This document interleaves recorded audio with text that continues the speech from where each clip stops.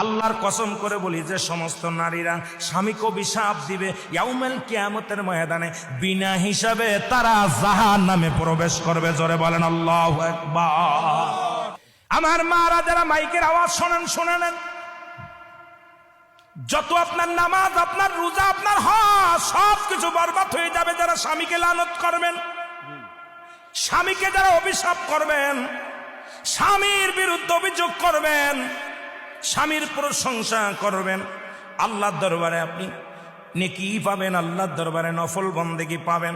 সারা রাত পরে আপনি ইবাদত করেছেন, আর একবার বলেন, আপনার মার কাছে বলেন, বোনের কাছে বলেন, ভাইয়ের কাছে বলেন, ভাইরে তোমার দুলোবাইটা কত সুন্দর, উনি ফরেজগার মানুষ, নামাজি মানুষ, আমাকে ভালোবাসে। যদি স্বামীর প্রশংসা করো, এই দুনিয়ার মধ্যে নফল ইবাদত হয়ে যাবে, তোমার নেকি হবে, আমলনামায় লেখা হবে। নবীজি বলছে